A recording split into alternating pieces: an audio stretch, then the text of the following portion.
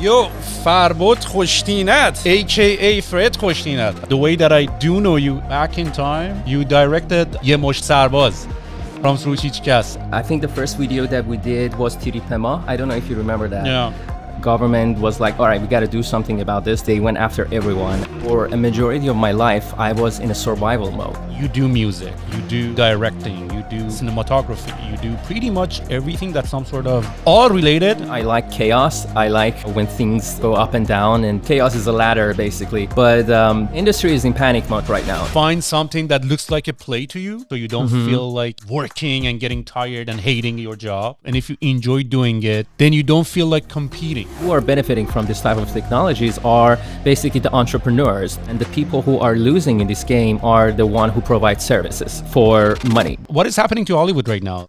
VO3 is almost creating near perfect pictures. I think what One by ML is trying to do with Aleph is a big future. That's what's going to replace the VFX industry. Well, Midjourney has an understanding of what looks beautiful. That could be a certain amount of light, good contrast, good composition, and these rules can change in 5 years.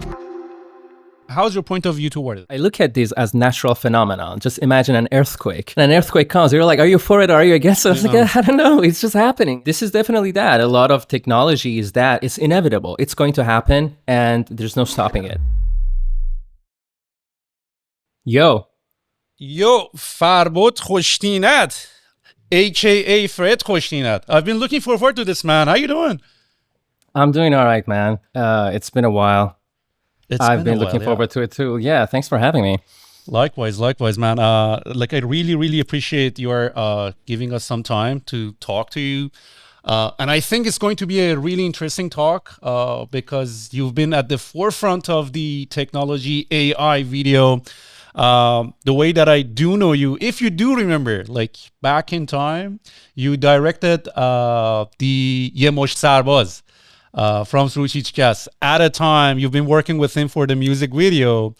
I was working with him for the 021-music.com website, where it was initially where all the underground artists were just releasing their music. It was also, internet was its infancy, you know, like it was not a distribution channel for these artists to actually do their music and release them.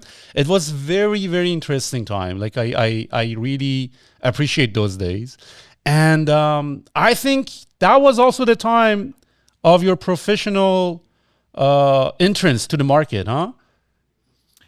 I would say so. I think you actually have to go a little bit further back because I think when Ye Mosh Sarbaz came out, it was actually kind of in the middle of it. We had a few years before that, and I think 021music.com came out a little bit before that, probably 4 or 5 years ago.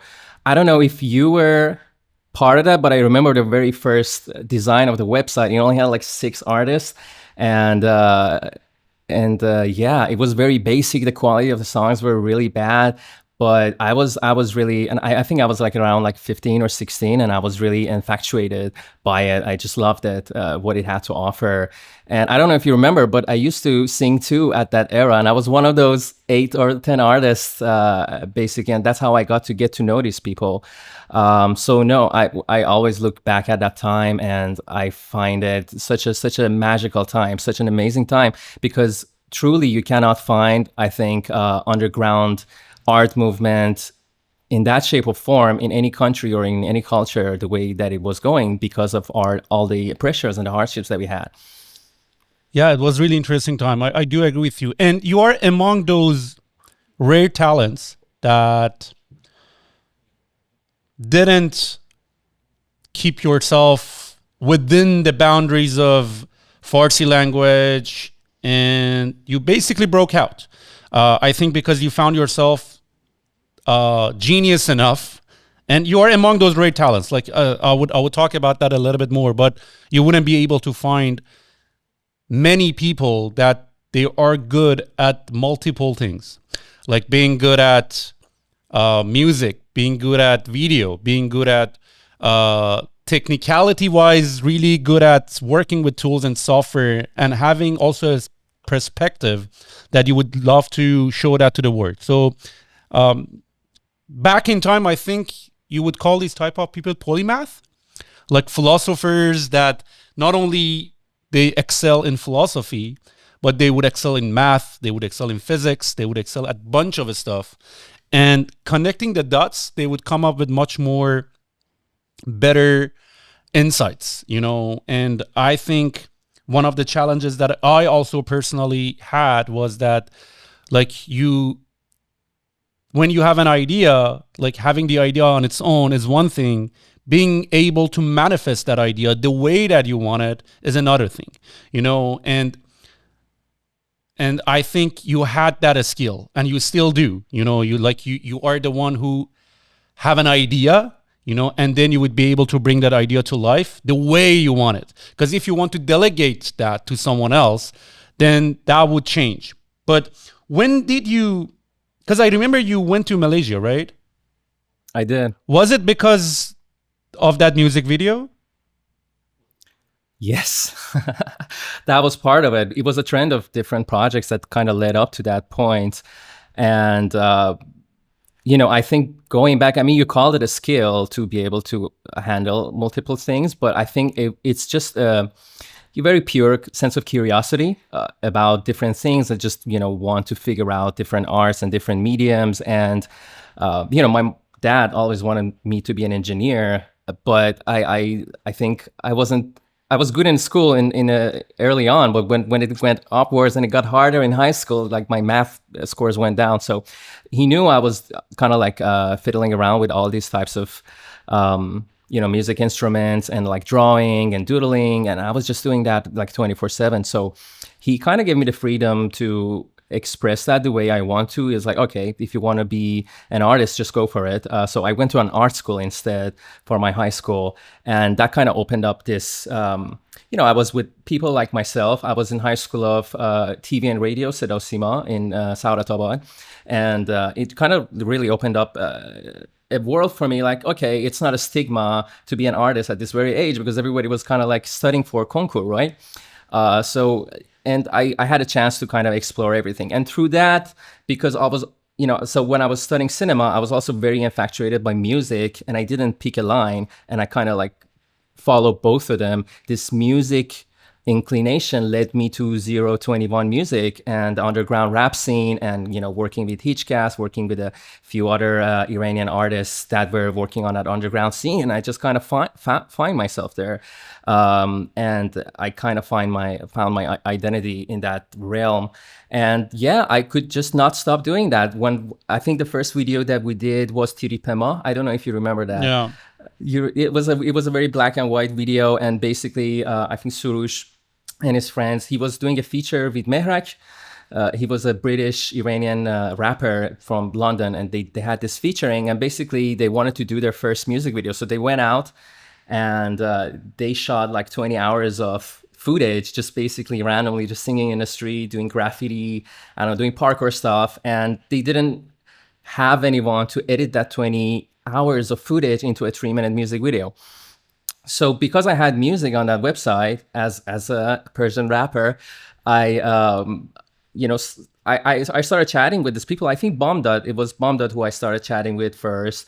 Then I think it was Shahin Pajum, who was at the time making music making the beats for Surush. And I started working with him. And, you know, I edited that Tiri Pema video. I did it for free. I was just such a big fan of the movement that I wanted to be kind of part of it. And yeah, it spiraled from there. Different artists reached out to me. A lot of underground Iranian artists reached out to me. And by the time I reached to Yemosh Sarbaz, I probably did around 6-7 different music videos when I got there. And at the time, once that finished, because it was kind of funded by someone who was working with UNICEF. I don't know if you know that, but someone kind of wanted us to do that. And they took the video, and the video got viral, Yemosh Sarbaz. It went into viral in a sense. There was not an internet thing back then, but it got a lot of attention in Arte, a lot of like these progressive European channel, I don't know, VOA maybe, and it got a lot of attention. So I think it was around the time that the government was like, all right, we got to do something about this. There is this movement that's happening that's kind of out of our hands. And they started to kind of crack down kind of systematically.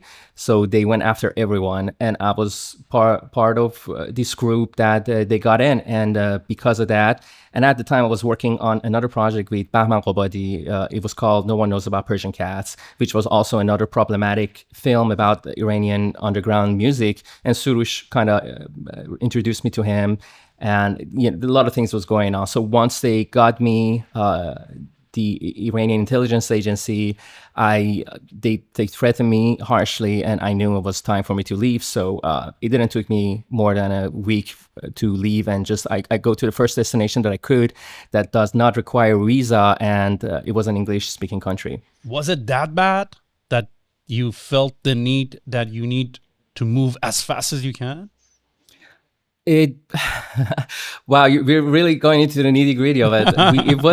It was scary. I mean, I was a kid. I was like 17, 18, and they got a lot of people, and they were using a lot of fear tactics, basically, to for us to rat each other out. And basically, what they wanted to do with me is to continue with me, and basically what they said as an agent, like a double-sided agent, which I would kind of continue going back and forth information. And I had another session with them the week after. I just didn't want to go into that session because they required me certain amount of info on the other artists that we're working with, and we were a network of, I'm sure you remember a lot of these people, and I just didn't want to do that. I was like, I'm not.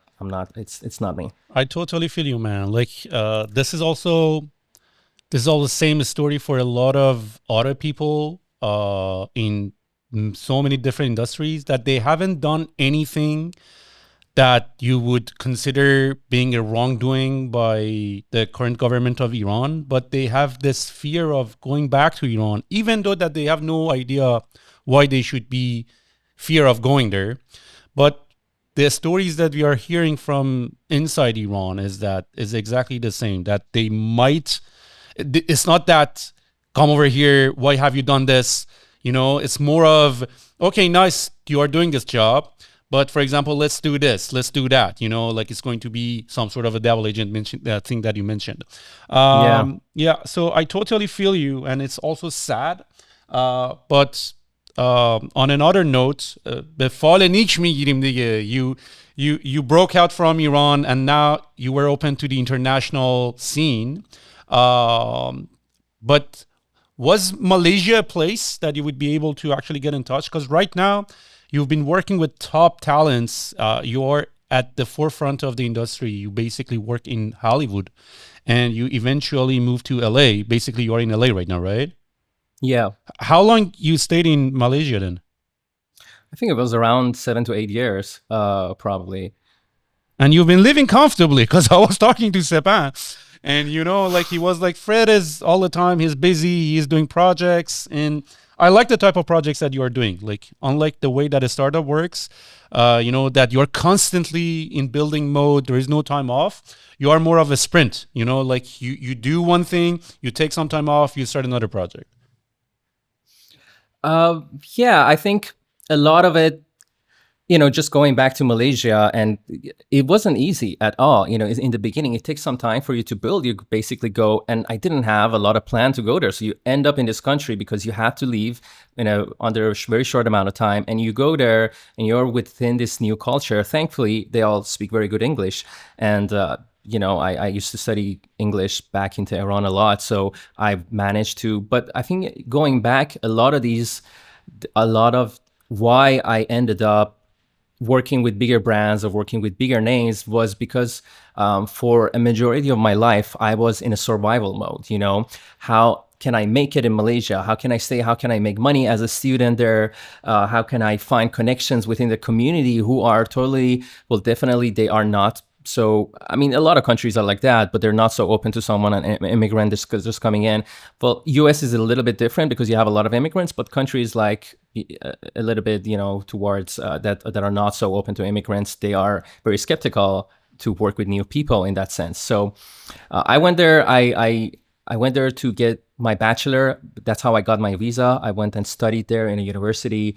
And throughout that university, I had some teachers who were interested in my work, and they kind of like introduced me to a few different studios. And once I finished my degree, I already did a lot of work by then, and I also managed to find a good sense a good network of connections within Malaysia, like bigger agencies, that it led me to work with bigger brands that are in Malaysia. Like Malaysian airports, I managed to do a commercial for them, one of the biggest budget commercials that was done in Malaysia. Or like Asahi, it was a Japanese brand, and a lot of this stuff, which it's way harder to do as an immigrant in Malaysia than in the United States, because United States is way more open to immigrants.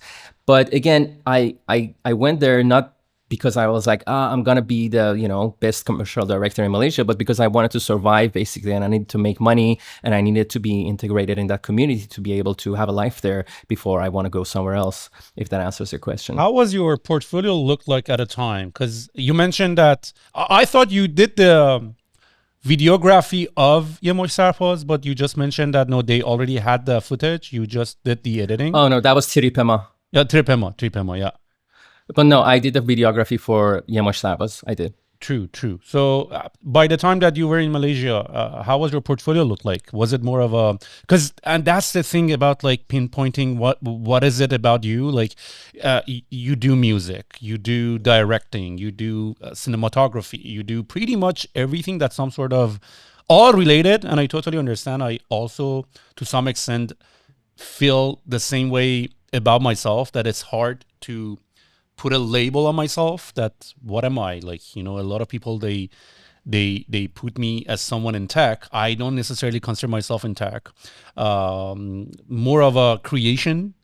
And when you were in Malaysia, your resume at a time, was it more toward video stuff? I believe I had a good variety of work, but I mean, when it comes to client, when it comes to making money, it's more towards the video stuff. It's more towards directing and VFX. And I was very technically savvy with softwares and After Effects and, all these kinds of things. So I had this unique aspects of being very good at visual effects and, the type of shoot that goes on green screen. And I was also, I think I missed this point, but aside from that, I did another music video for Zaniar. I don't know if you remember that, in Iran. Oh, true. Yeah. And it was just like a lot of him cloning him. Like I can completely recall. Yeah, true. And I did it very like DIY, because you need like special equipment. So I had like a variety of different things that, Zaniar one is a bit more on the commercial end, and, Hitchcast one was a bit more on the underground end. And I think it was through the music video of Zaniar that Bahman kind of introduced me to Arash. And once I got to Malaysia, I was already, in touch with Arash, and I started making music videos for him. It was one of my main sources of income. And, we did a lot of interesting stuff. He had great budgets, and he was very easy to work with. And he also had great ideas. So we collaborated. And I think the first video that we did was called Dasabala, which was also very visual effect heavy and a lot of color. So they helped. And there was another work that I did. It was around 2010, 2 years into Malaysia. And that was something very independent that I did. It was around the time of Green Movement. And I made this very short animation that it got into this festival in the United States, which led me to come here for a short amount of time, 2 weeks. And that, I went to the, White House and the DGA and UNICEF. And so all of these kind of like added up. But I think it led me there because I was exploring all these avenues, and I was exploring all these. So this one was animation, that one was directing, and I didn't let anything slip if the opportunity rise. اگه تجربه راه‌اندازی سایت یا اپلیکیشن آنلاین رو داشته باشید، میدونید که انتخاب هاستینگ یکی از تصمیم‌های کلیدی و زیرساختیه. سرعت، امنیت، آپ تایم واقعی و پشتیبانی فقط چند تا فاکتوری هستن که مستقیما روی تجربه کاربر و پایداری پروژهتون تاثیر میذارن. اینجاست که میخوام براتون از لیمو هاست بگم. لیمو هاست یه سرویس میزبانی ایرانیه که روی ارائه زیرساخت پایدار، سریع و قابل اعتماد تمرکز داره. چه به دنبال هاست وردپرس یا ووکامرس باشین، چه بخواید یه سرور مجازی برای اپلیکیشناتون بالا بیارین، لیمو هاست پلنایی داره که واقعا با نیاز توسعه دهنده‌ها و صاحبان کسب و کار تنظیم شده. وبسایت‌هایی که روی لیمو هاست میزبانی میشن همیشه در دسترسن و با سرعت خوبی بارگذاری میشن، حتی تو زمانایی که ترافیک بالاست. پشتیبانی هم یکی از نقاط قوتشه. تیم فنی 24 ساعته در دسترسه و با کمترین زمان پاسخ واقعا کمک می‌کنه مشکل رو حل کنید، نه اینکه فقط یه تیکت بسازن و برن. اگه دنبال یه هاستینگ مطمئن با ساختار فنی قوی و تیم پشتیبانی جدی هستی، پیشنهاد میکنم حتما یه نگاهی به لیموس بندازی.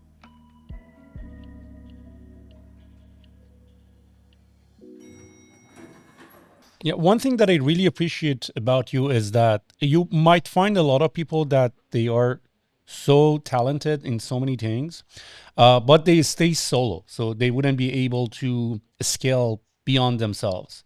But you also not only were truly talented in terms of being creative, but also savvy enough business wise to be able to create team, delegate, like when you were basically accepting the award on the Asia, what was that? Like for the Bahman Qobani movie, for the best visual effects. You also mentioned that it was a very small team, which brings me to the question that I feel a lot of people are dealing with, is that how would you taught yourself to scale beyond yourself, like for example, like, because this is a challenge that we always face, that you want to get it done ourselves because we are the only one who would be able to know how to do it. And you being someone like tech savvy enough to work with all of the tools, when did you start scaling yourself and how did you learn that? Because like, it's not that you've been the classical story of being in Hollywood, being behind the scene from young age and just watch and learn with all of these directors. And honestly, at the time, it was not that many behind the scene footage of just watching and looking at it. So where that knowledge comes from? Let me try to make sure that I understood you correctly. When you say scaling, you're talking about how did I manage a network, basically. And basically build a team and delegate to them. And like, take me through the economy of it. Like for example, like when you are getting a project, let's say from Arash, are they offering you, for example, a set amount of money, and this is the amount of money that you are going to get paid for creating this music video, and then you are going around and hire? Because there is one thing about Hollywood, which is completely different from every other industry that I've seen in my life, is that because every profession in its best form is there. So when a director wants to do something, basically they just go, like they hire the best film studio, they hire the best audio engineering company, they hire the best visual effect company, they hire the best you can even go and recruit directors. You go recruit, everything is there, but the experience that we have is that we just have to look around, like find online. There is no industry that you would be able to tap into. Even if I have $1 million, $2 million right now, I wouldn't be able to do something with it because it's going to be really hard for me to find talent, but you seem to be able to solve this issue. It's a lot of grind. I mean, it might look easy from outside in, but I think I'll touch upon my experience in Iran, then I move forward and how it was in Malaysia and how it was in LA. But basically, back in Iran, I had to do a lot of things myself. There was not a music video directing kind of career that everybody's doing. I was kind of the first people who would do it in an underground way without getting licenses or mujawez. And so what I ended up doing was basically I would hire my friends. I was like, hey, do you want to come and help me and just like set this slide up? And I had a lot of friends and I had to kind of teach them. But it kind of taught me a lesson that I need these people and I need valuable people and I need valuable people on my team to be able to move forward, because how much ever I'm providing here for a project, it's not enough. One person is not enough. And you need a collaborators, you need a group of people with great ideas, so you can just kind of take them and choose the best and move forward. And, you go through a lot of people and you slowly realize what type of people you want to work with and what type of people you can have in your team. And you get a sense of, I think it becomes your like a fifth sense kind of thing. So when you're looking at 10 candidates for a specific thing, you don't say, right away, you're like, this is the third person is the person I want to work with, because you've been going through this a lot. However, having said that, every time I want to pull a team together now in LA, because I've been established, I have a group of people that I usually work with because I trust them. But even if I want to bring someone new, especially when it comes to actors, like for my short film, I think I saw upwards of 200, 300 candidates to get where I want to get because I wasn't happy with them. But because I've been working with my instincts, now I trust it when it says, you have not found your candidate yet. So, and when I find it, I'm like, yes, this is it. There's no second thought about it. I think it's just a lot of practice and just going through it and keeping your options open, going, even the first time I wanted to do something in LA, I didn't have a lot of connections. So I would just put, like an ad on Facebook for people who are interested, or like an ad on some of these Hollywood websites that you would hire different talents, and I would go interview all of them. It was a long process, but when I reach what I want, I know I have it and I trust it. But I spend a lot of time and effort on that. But looking back, yeah, if you were born in United States, let's say you've been in LA, and looking back at your own history of all the stuff that happened that made you flee Iran and gain this anti-fragile aspect of yourself, do you think you've been where you are right now, or you've been much more successful, or you might got it spoiled? This is something I always talk about with friends, with Sepan, and with a lot of my friends, and it's a very interesting topic. I'm glad you brought it up. I think, well, people are who they are is like kind of half genetics and kind of half what happens to them as they grow up, and what they learn and what they go through. I appreciate the hardship and the suffering I went through to my teenagehood in my 20s until I get here. I think I might have been spoiled if I had, there's some goods and there's some bads, but there's this hunger inside you that only shapes when you go through hardship. And it makes you want to get somewhere for it all to be worth it, if that makes sense. And I see, I usually in LA, a lot of motivated people that I see, they are mostly immigrants. They are the one who wants to go big, who wants to, they sacrifice a lot. They left their families behind. It's a hard process to get here. So I think once you get to that point, you definitely, you're a different person. And I think I am who I am because of all the things that happened to me, good or bad. Yeah, totally get you. What I'm really interested to talk to you with is about the industry. Obviously, for a lot of us in tech scene, San Francisco has been the place to be. That's where the action is. For a lot of people like yourself, this industry is in LA, like Hollywood. But what is happening to Hollywood right now? Like after the emergence of the ChatGPT, like I know a lot of writers got pissed off, and now VO3 is almost creating near perfect pictures, 8 seconds right now. I can also see on Y Combinator, which is one of the biggest accelerator company in the world, where it helps the startups to grow.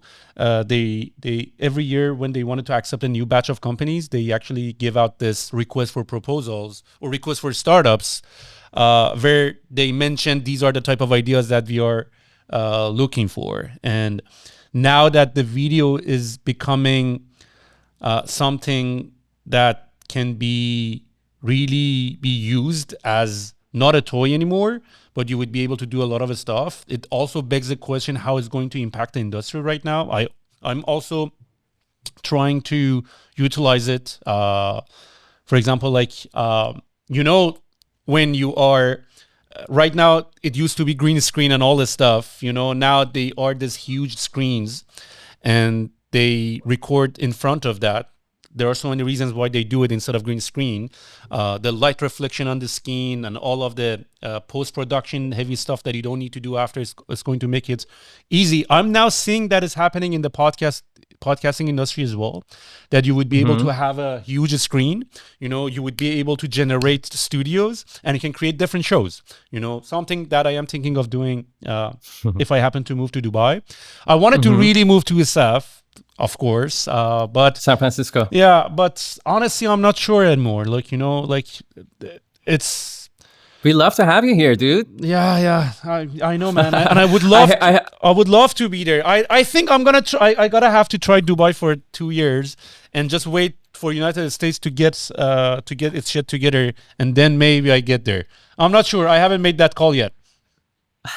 I heard you came and you told Sepan if he can go and meet Farboy, but he told you that's like a 6 hours drive to LA. Yeah, you gotta fly, dude. You gotta fly. You gotta fly, dude. I don't know, man. I think, I mean, I don't know much about Dubai. I know, actually, I was there like 2 years ago. I told you, and they're doing great stuff. There's a lot of money there. There's a lot of money coming from Saudi Arabia, I think. And I can see that's going, but I still think that the forefront is probably California, because it just starts from here. What a lot of these innovations, and you know, you as an American, you have access to a lot of these tools as it first comes out in the testing phase before they you know, distribute throughout the world. But I don't know much about your industry, and I'm sure you know, you have a better sense, and you have to trust your instincts. But going back to, I think, you know, the industry here, I was in San Francisco first too. I don't know if you know. So basically, I went to San Francisco first, and I studied there. I got my master's, but I couldn't find relevant work because this was really tech heavy, and I needed to work in entertainment. And you know, after a while, I moved down to LA. And it's very interesting here. It's very interesting times for me. I like chaos. I like, you know, when things go up and down, and you know, chaos. It's a quote from Game of Thrones. Chaos is a ladder, basically. But industry is in panic mode right now. That's how I feel. That's how I get when I'm talking to clients. And everybody's kind of like trying to make something out of it. There's a lot of trial and error, and a lot of them fail, and some of them succeed. But because of the fact that the technology is moving so fast, the companies and the industry do not have a time to establish a workflow for their bigger project. And once they do establish that workflow, a new technology comes that just makes everything so meaningless, that, you know, all the technology that came out last year. So I think what I think is happening is that this is very harder for bigger companies and bigger studios and bigger production studios, because if they want to move to a newer workflow, they have a huge team to be able to be so fluid and so flexible for them to kind of adapt to this new environment. And it takes them time. And again, because the technology is going so fast, they kind of cannot keep up with it. But I think individuals with a smaller team, or individuals who are more of a, you know, high phenotype, who are, you know, handling different tasks at the same time, they have more leeway to be able to be more flexible, to go on with this technology. And probably they are stealing some of the works that the industry gets. Aside from that, there's a lot of job displacements. I'm sure you heard about what you said about the writer stuff. That just makes things harder as you move forward. But you know, it's a double-edged sword. Yeah, and it's impacting almost every aspect of it, like from sound recording to music generation to video generation to editing to casting to everything, you know, like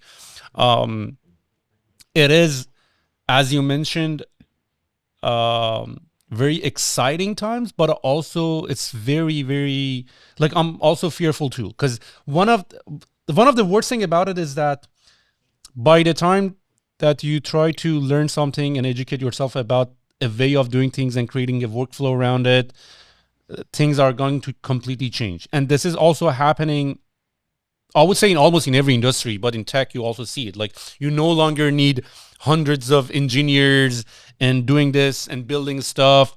And it first came for the job of coders, and now marketers, and now videographers, and now everyone in one way or another doing something.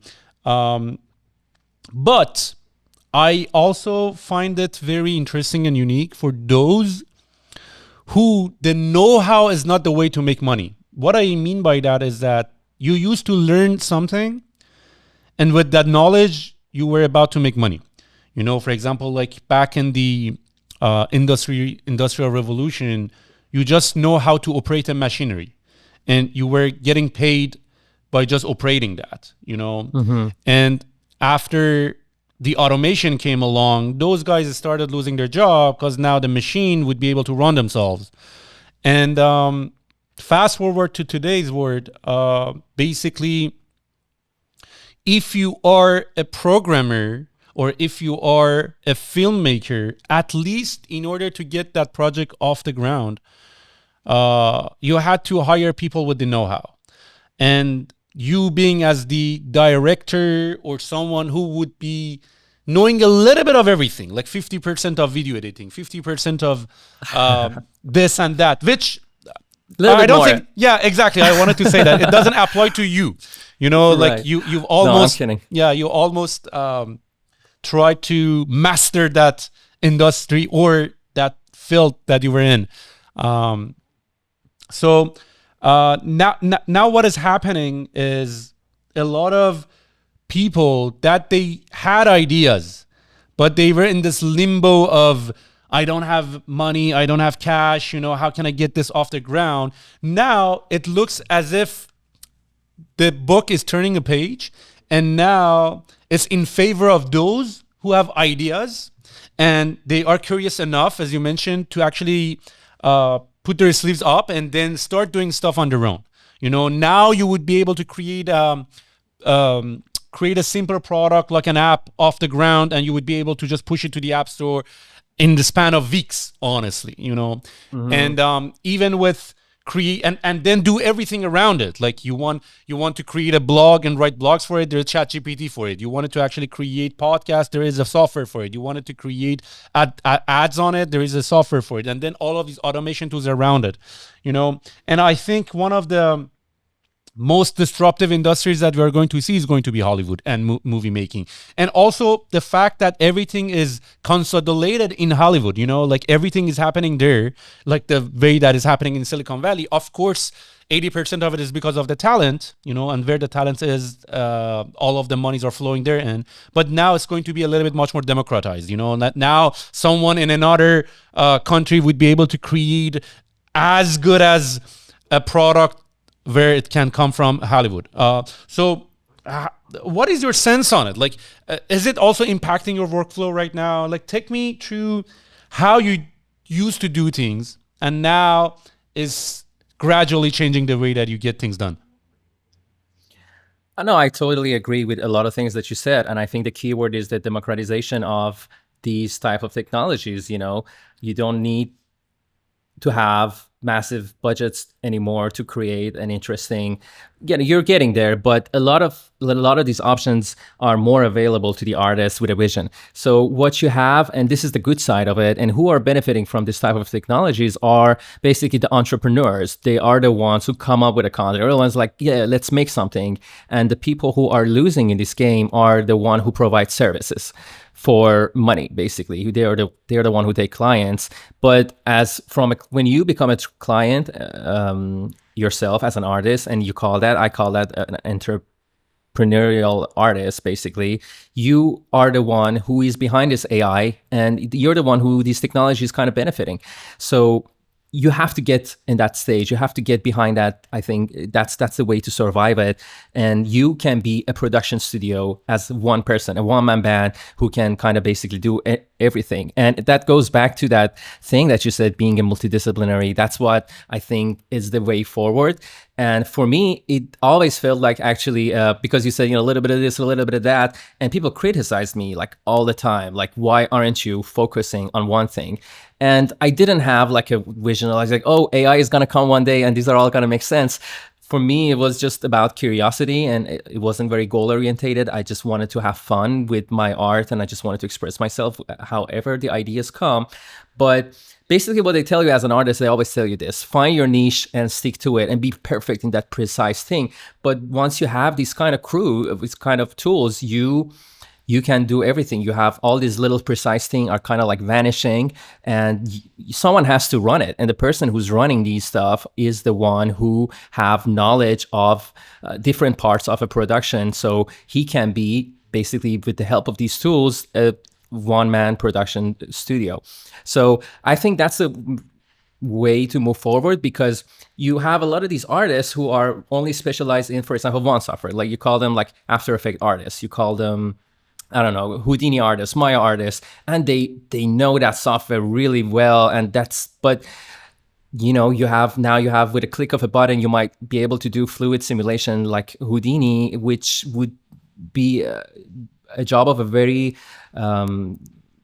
senior artist who would get a lot of money. And now anyone kind of can do it with a basic knowledge of that philosophy of art, like what composition is, what colors work well, and those kind of foundations. So definitely it has helped me a lot. I think, when it goes to client work right now, people are a little bit more cautious in using AI in their work, because AI has still that bit of a feel that you kind of feel this is AI.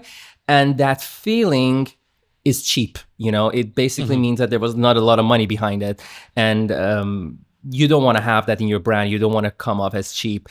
But so how I try to use it basically is to kind of enhance and kind of organize and kind of use it as a tool when it comes to very detailed stuff. I don't put my whole platform on AI. I was like, oh, I'm going to do this AI project. But it's basically going to fill the gaps for you when it comes to cost and scheduling when you're doing stuff. So I probably can do something that I used to do 3 months. For 3 months as a schedule, I probably can do it 2 to 3 weeks right now, which is definitely helping me. I have a lot of projects and I want to do a lot of things and I want to tell a lot of stories. So it is benefiting me in that sense. Yeah, the way that I see it, and I experienced it myself, is that one thing that I like about it is this fear of losing jobs and replacing people, and things are going to be very shallow and just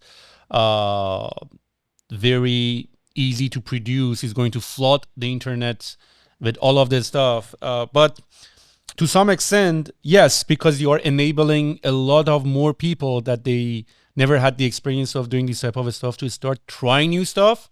So it's understandable why would you see so many new content. It's like the early days of ourselves, when we were creating shitty stuff. But what is going to happen is that you start creating so many shitty stuff that it would fast paced, like it's going to be a more faster way of experimenting. And for those who already have this classical experience, it's going to actually make the creative process even much more interesting. Because, for example, right now, let's say in building softwares or even generating videos, like right now, for example, like I wanted to be able to create a new logo. Back in time, you had to wait for your artist to actually give you 3, 4, 5 logos, and then every single change that you wanted to make is going to take another 2, 3 days, or even prototyping a software, it was like taking so long. Then with so many people right now, with the use of all of these softwares, the creative process for me is a bit much more interesting, because I get to be exposed to more ideas, and then I would be the director of it. So that's why I love the keyword directing, because then now, with that experience, you get to choose which one is going to make much more sense. Honestly, taste is also playing a huge role here, because I see people can generate a lot of amazing stuff, but I get them to pick the one that is not interesting, and I'm like, oh my God, like, why are you choosing this over that? Like, that's so obvious to me that this is a better version of it. But the creative process is going to be much more interesting. One thing that is being claimed is that these AI tools, maybe in coding, but this is actually, like, I read a report that is among all of the industries, that because one of the arguments to make the return on investment for using AI is the productivity is going to get increased, right? But talking to everyone, and from my own experience and reading reports, it's actually taking a little bit longer to do stuff, because now you get to do a lot of back and forth with AI. You don't have the macro controls to change the stuff. So if you generate something, you wanted to make something different, then it's going to not be so easy. You have to regenerate, and then all the work that you've already have a consensus on is gone. But for you, like, let's get a little bit technical. I would love to see how is impacting the work that you are doing. What type of software are you using? What type of tools are you experimenting with? So listen, there's a lot of hype around different softwares, and you did mention Google VO, and they are doing great marketing. Like, I think we talked about Aleph, which is from Runway, a few days ago, and it just came out 2 days ago, right? Yeah. And you look at that commercial, you're like, oh my God, the VFX industry is done. But when you actually go and work with it, they are not production ready as you want it to be. I know Netflix did a big contract with them for them to be using, but I think they kind of got duped, and they might not be able to really use it as they want it, unless they kind of sacrifice a lot of quality and they be like, all right, this looks AI, and maybe the audience doesn't care. So I think there's some use cases. Basically, when you say Google Veo, it's not that I can make a film with it, but certain shots, and maybe later on I can share some screen and give you some examples of what can be done. But I think there's like particular use cases that you can do here and there, again, kind of like filling the gaps to get what you want. But for them to be very production ready, I think a lot of them still have some way to go. And it comes back down to what you said about being able to tweak things. And as an artist, if you think about a cameraman, let's talk about a cameraman. You set up your camera and you want to light anything, and you would have your camera and you put it a little to the left, you put it a little to the right, you change the lens, you go and change the light over there, and all these little micro decisions that you do, you might be making millions of decisions within the span of hour. The AI is kind of reducing that to usually 4 options for you, and you're gonna pay a little bit more, and and what it gives you, it's good, but the problem with it is that it's very generic, and it's very standard, and it's kind of following the aesthetic rules. But again, I think it kind of ends up as being very generic, and what you end up with is a lot of people kind of flooding the internet with a lot of generic work that are good enough, but there's not a voice behind them. You don't feel the artist behind his works because they weren't able to manipulate this product the way they wanted to on those macro level decisions and so forth. I think that's what kind of, it's a trap, and it kind of happened to me too. I wanted to give it a try. I wanted to create a music video just fully with AI, and I got there within 2 weeks, but then the product I ended up with was very generic. It was nothing like I did before, and it felt kind of like soulless or something that anyone can do. And I ended up kind of tweaking it for another 3-4 weeks. That made that 2 weeks kind of into a 6 weeks, and I wasn't happy with that product, and I wouldn't put it out. I just kind of canceled it. I sunsetted that, and kind of it taught me a lesson to move back to my traditional way of doing it, but kind of fill the gaps when it's needed with the AI to be able to streamline my process. But do you think that like the conclusion that you had, that for example, like you did try that and then you didn't like the results and then you move back to the old days? I exactly see this happening with the programmers, with the web developers, that on the early days that this code cloud came, and like everyone would be able to create codes. Like I was trying to be the ambassador of AI in our company, but I got a lot of pushback from our developers that, oh, this is not production ready, this is just a toy, it's not going to be able to replace humans for quite some time, and they checked, they didn't like, they moved back, and they missed to see the improvements of it,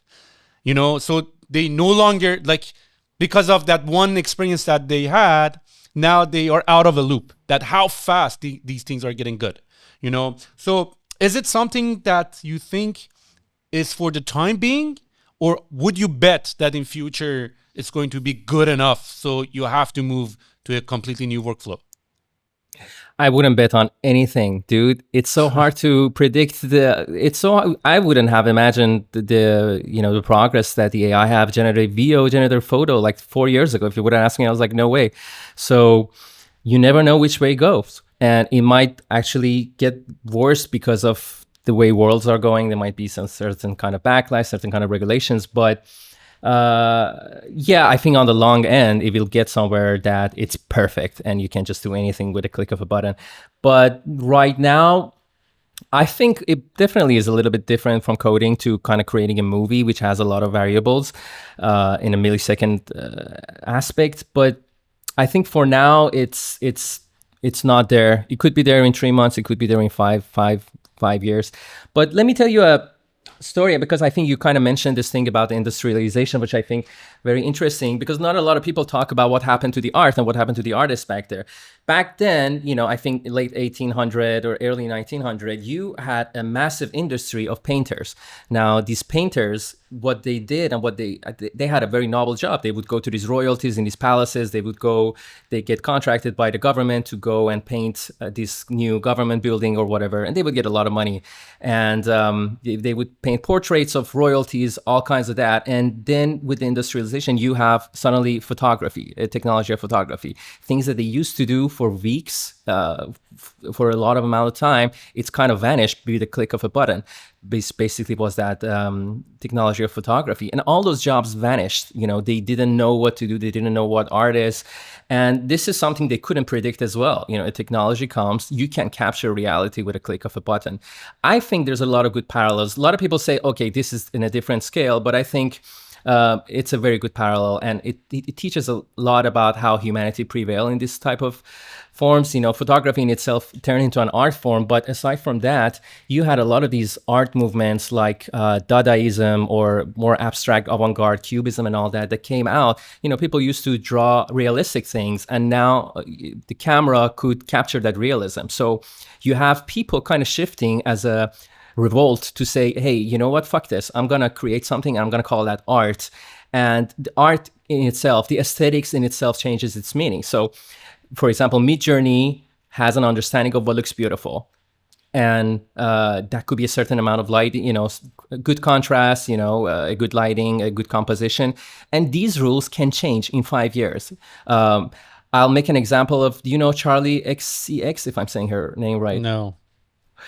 She's a very famous artist. I think she's one of these pop girls.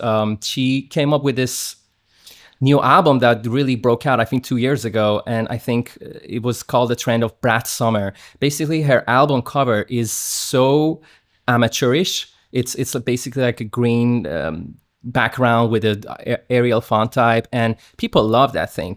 And the tastes are changing. What looks good is not what eventually people want. People are really contrarian. They want what's not the norm. So another chat I had with someone who do a lot of marketing, especially Meta and all that, he said that a lot of ads that look so polished, that look so like high quality, people don't pay attention to them. But if it looks so amateurish, even like going back to people TikTok relate. or people relate. So the aesthetics are changing, and what people are responding to are changing. So you probably will see this thing going to that direction, the more avant-garde, the more abstract kind of approach to it, which people are going to separate themselves with AI art. Yeah. My take is that the creative process is still there. Like the way that Pixar and Disney co-created Toy Story.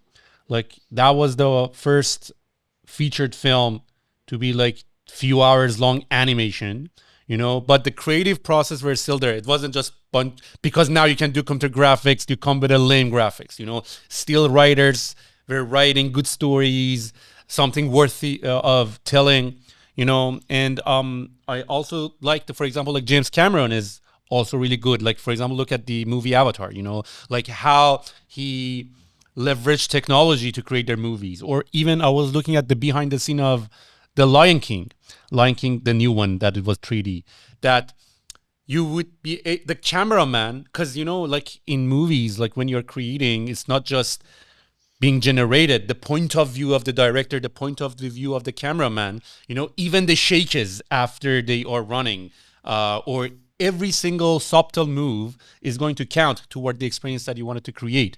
So, for example, in Lion King, there are these cameras that when you look at the lens, or even in Avatar, you actually get immersed in the 3D world. So you move the lens and you see the 3D world, but you don't look at in front of you, and then you would be able to immerse yourself in that area. Like, I think eventually with VR, this is going to be a complete new experiences, like you would be able to just put the VR glasses on and just immerse in this virtual reality world, and then you would be able to make movies from your own point of view. That's something that I think is going to actually change and the way that you Dude, might watch movies. That's a very I interesting part. love VR. I'm so fascinated by it. Do you dabble a lot in VR? No, not yet, honestly. I tried a bit. To me, it's still like the only experience that I enjoyed till now was just that lightsaber game.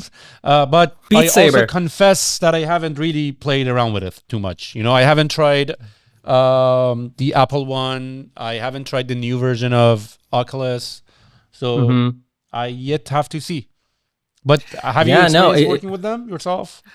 not working. I mean, I love it for playing games. I used to play PlayStation all the time. When VR came, I was like, oh, this is my new platform. But there's a lot of VR film festivals actually out there, and a lot of movies that come out. I mean, it's a different thing, but you're right. You can see that these new mediums come up, AR, VR, that would change the way we tell stories. Cinema is a new technology. It only was available after the photography came, and the negative and all these new technologies. So you never know what's happening in 20 years. You never know what's the medium of entertainment in 20 years.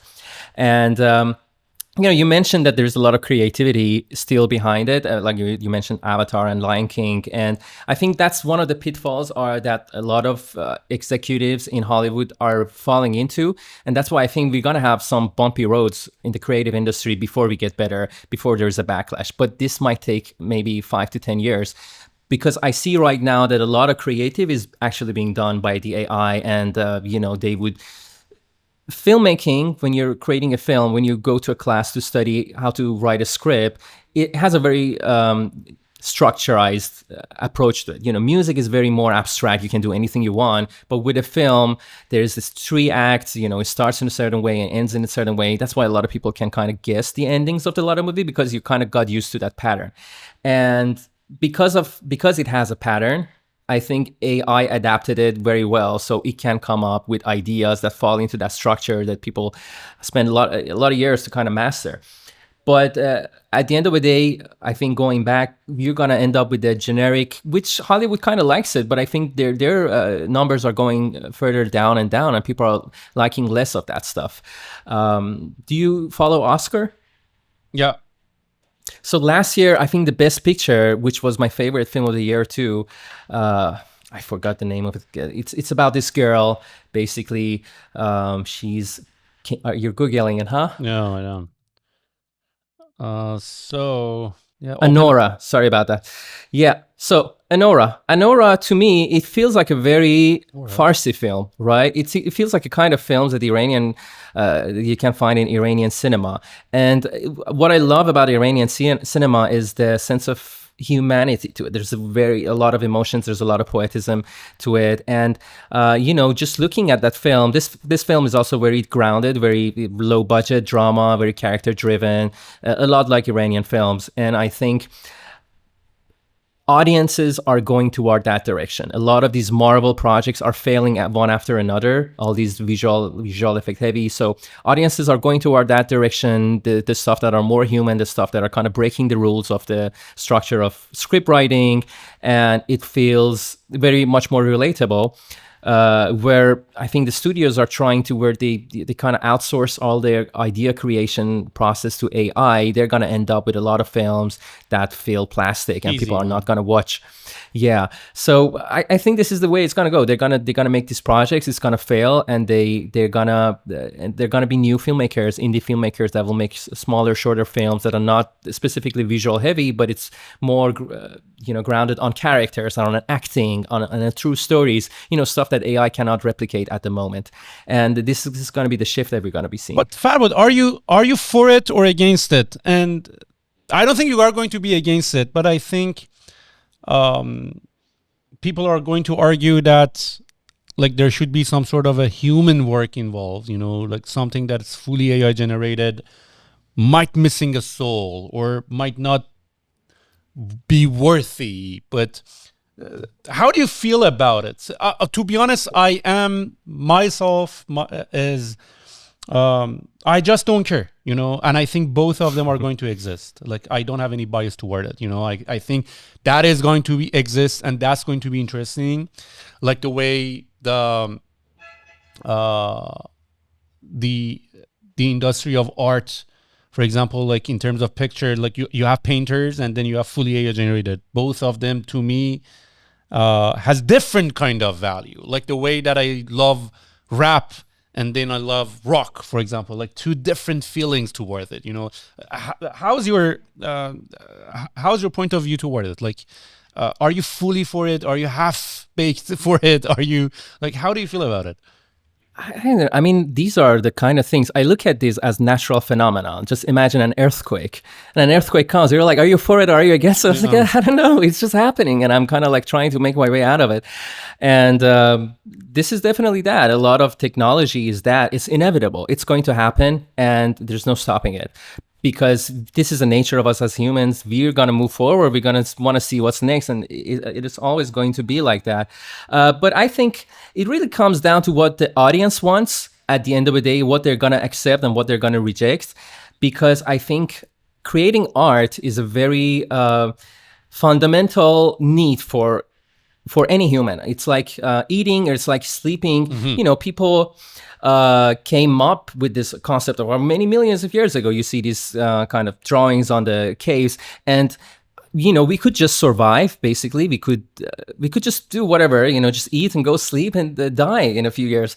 But we needed to kind of give meaning to this life, or else what's the motivation to get out of the bed every night? So I think humanity came, and it was a way to revolt against the void, because you know, you always have that nihilistic thoughts, or like, what's the meaning of life, or what is this blackness that's inside of me?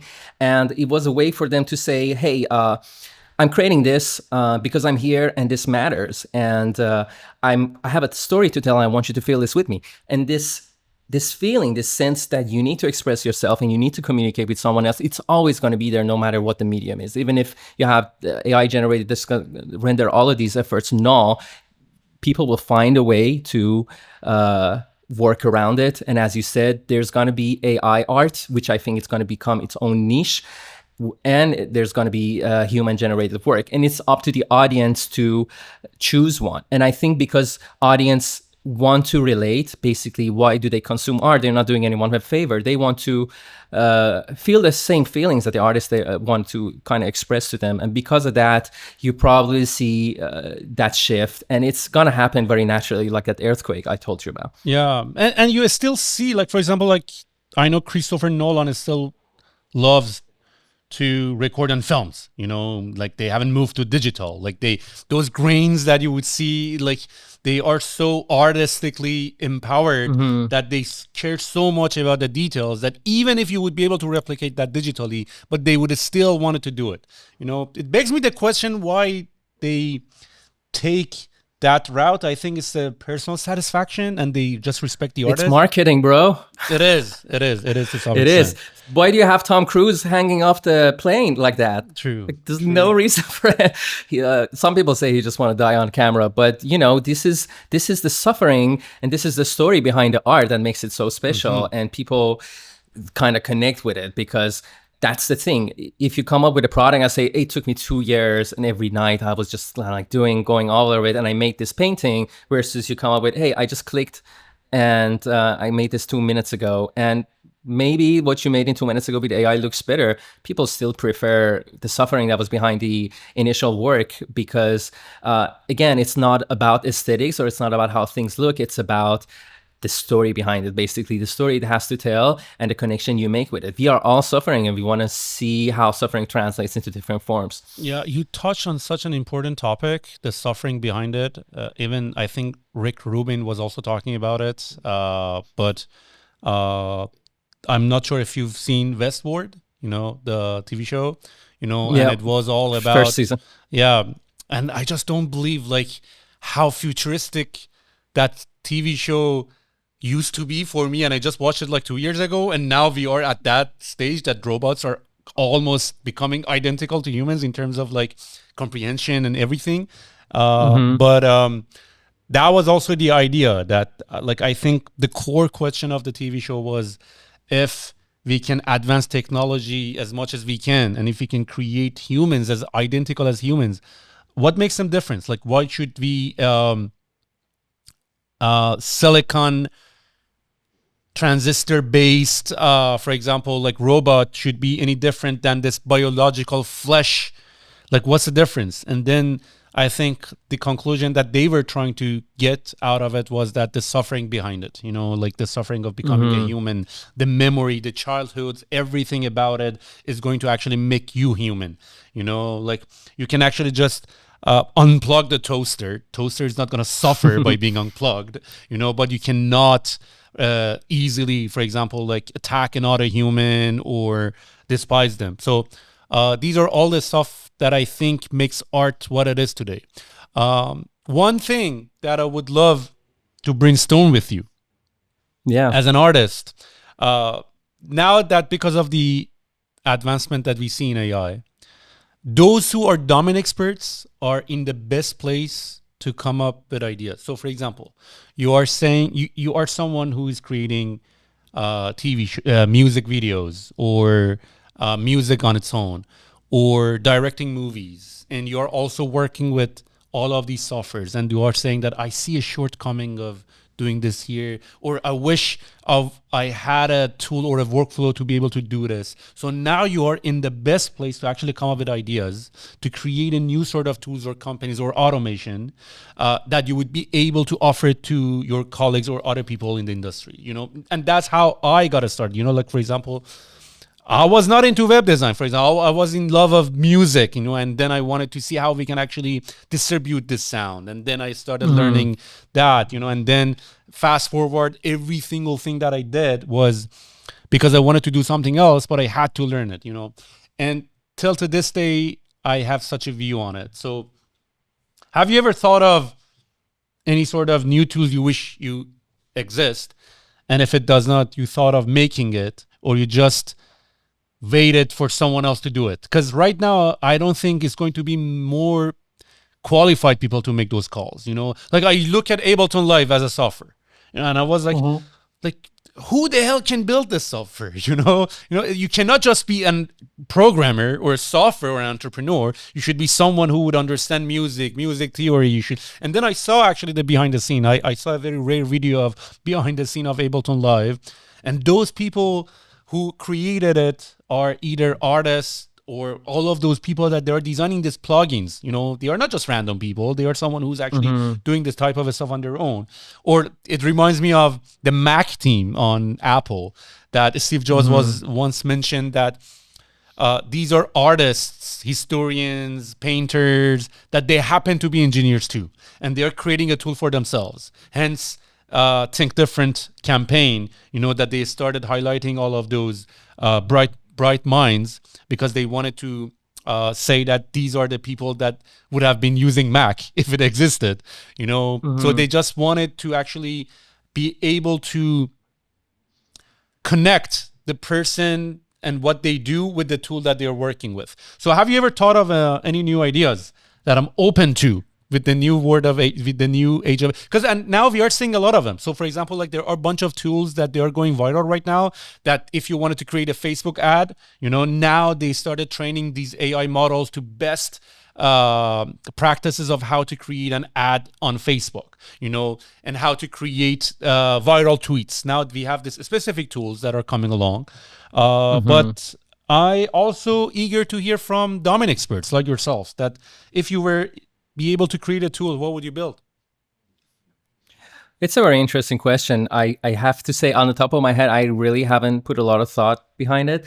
But I can see that these new tools are coming up. Like each one of these, I think the main frontiers, it's definitely Google, it's OpenAI with Sora, and it's Runway ML. And you can see that they're coming up with these tools that you never thought would be possible for them, and they are kind of like changing every 3 months, 4 months. The competition is very stiff, and for me, I think you need a certain kind of foundational structure to be thinking about those kind of tools. And I think I never kind of had that. I mean, I was always about, you know, how can I tell a story, and it was really it's all about emotions and very into that creative aspects of it.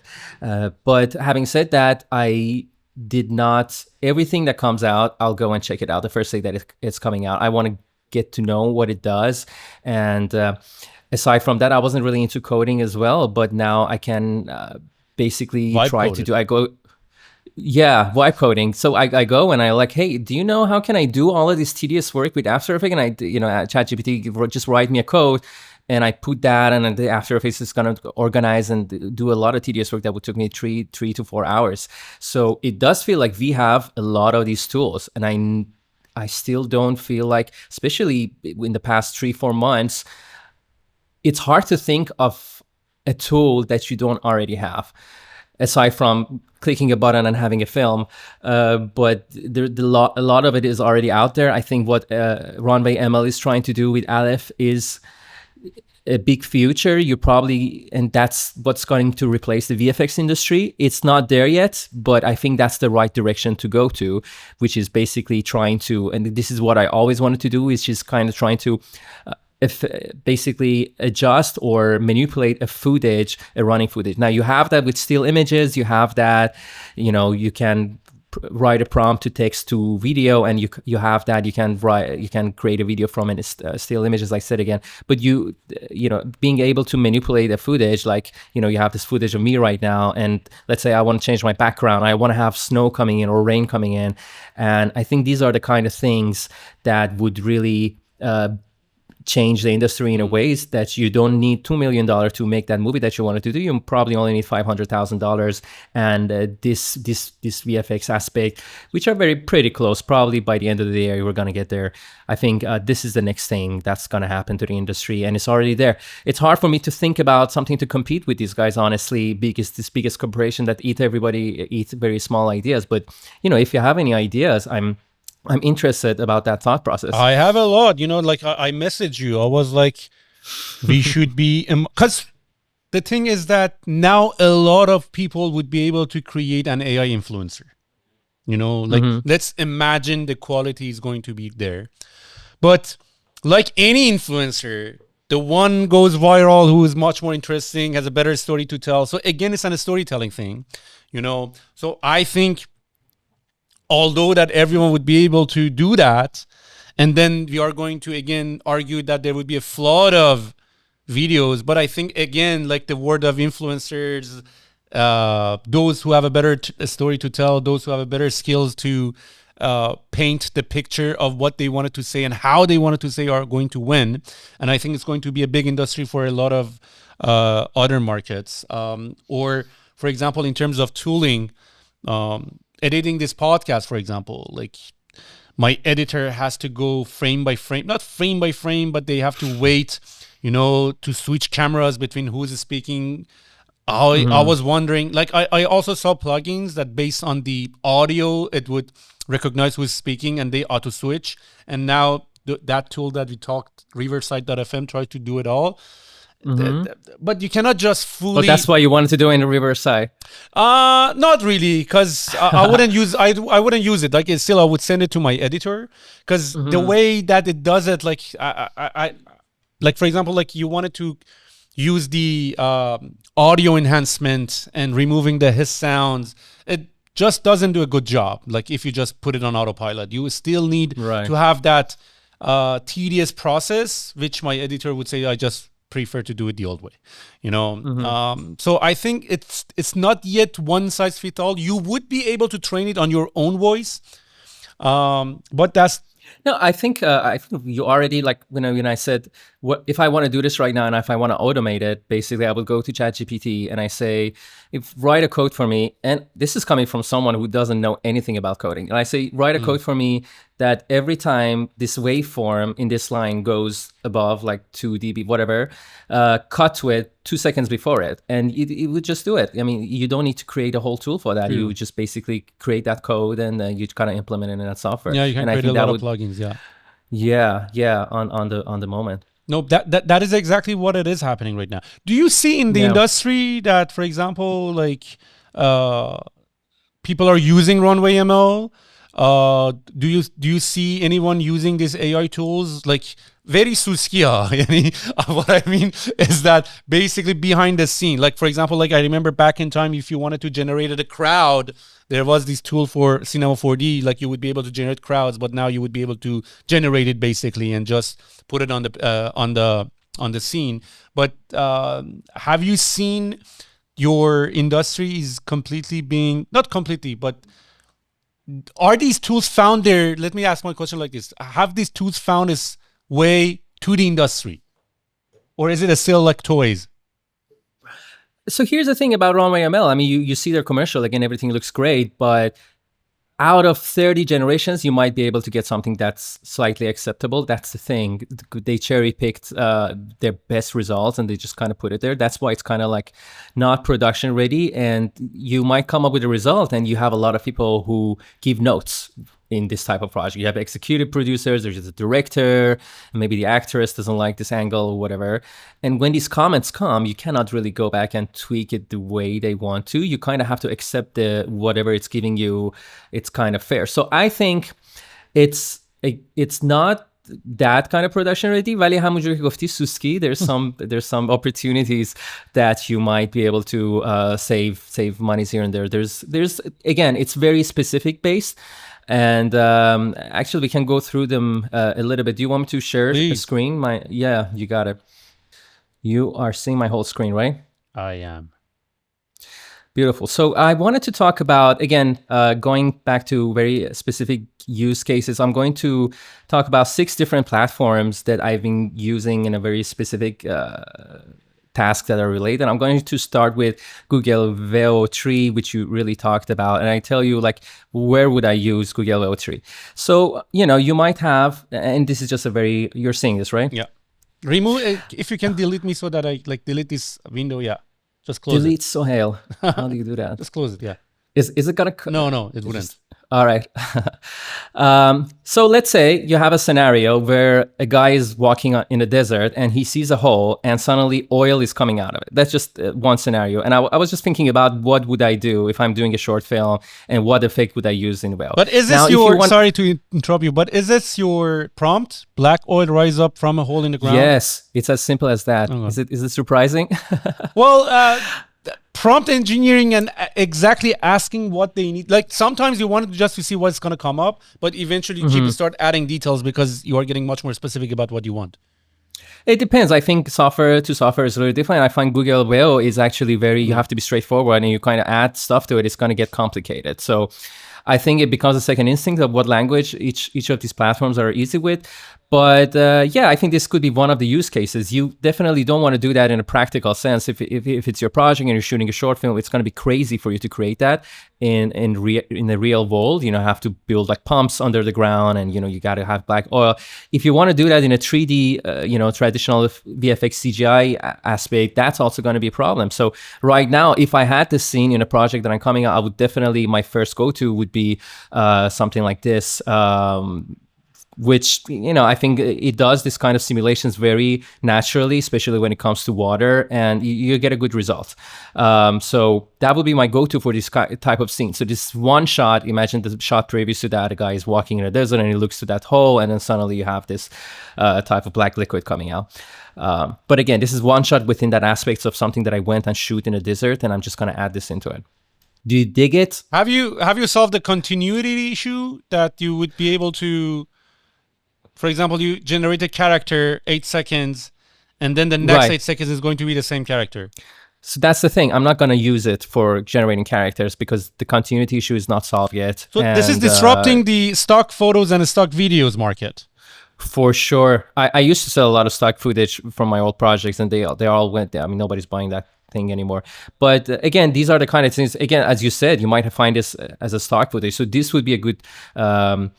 replacement for. But did you know that there's a lot of people that are making money off of it? I think it's called free pick. It's like a stock photos.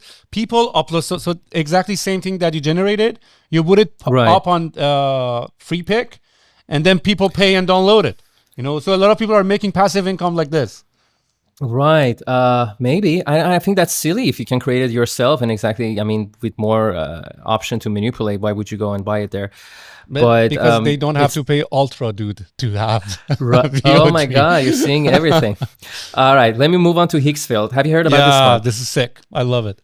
This is sick. So what I like about it, so Google is this is really good in creating just realistic thing, but you don't have a lot of options because Google Veo 3 it doesn't have camera control, and if you bring camera control, you have to kind of downgrade to Veo 2, and this is not as good basically. But you have these options to kind of like tweak it and say, okay, this is static, or is this dolly in, or I want to pan left, and but it doesn't give you the quality of Veo 3. And in Veo 3, you're kind of like in the mercy of whatever it's kind of giving you. So probably like this one, you have to do multiple generations, and it's definitely costly. I think it's around like, I don't know, $10 a generation or something. I don't know. But that's my question, Farbod. Like, do you have any preferences? Like, imagine that if you have this, or if these tools are together, like, is there something that you wish would have been different, or a new tool, sort of, or you just like the way that the UI looks, like the way that the tools are, the way it is? So that's No, I kind of accept it as its first step, and I'm sure it's going to get more sophisticated. And with Veo 3, you probably have more options to tweak.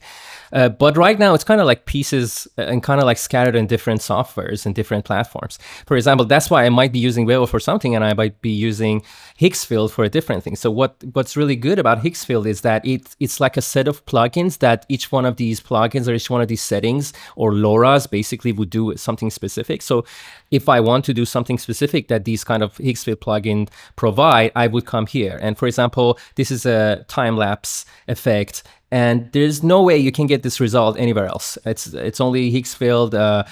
Look at how realistic the shadow is. Look how the sun is kind of interacting with the camera, like it's actually a real lens. And how could you do? I mean, you have to go in a desert and basically shoot this the way it is. But why would you when you can get this kind of quality here? Let's look at the other options that it provides. So you can see here, it has some effects and it has some basic camera controls. So, each one of these, it would do exactly like that because each one of these models are trained on doing exactly this. Jib down, dolly out, dolly left. And if you have something specific that that's within the realm of these kind of plugins, you would come here and do that. It also has different effects like going into the eye. I mean, I would certainly imagine like Hollywood and filmmakers would really use all of these, building explosion, a lot of these effects that it's kind of doing because it does it perfectly, but it only does that. You know what I'm saying? So it might be a use case for certain shots. When I'm saying that's the Suski part, basically. Mm-hmm. And I love the choice of the naming behind them, like Higgsfield or even Aleph.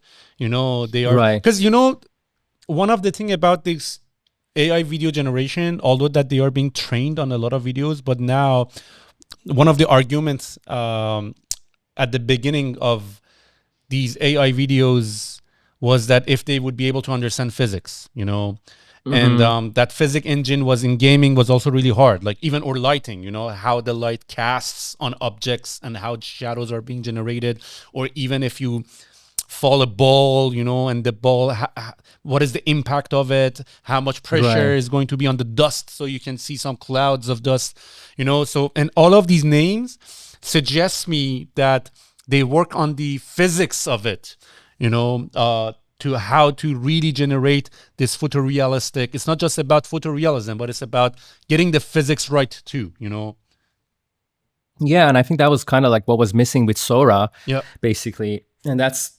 they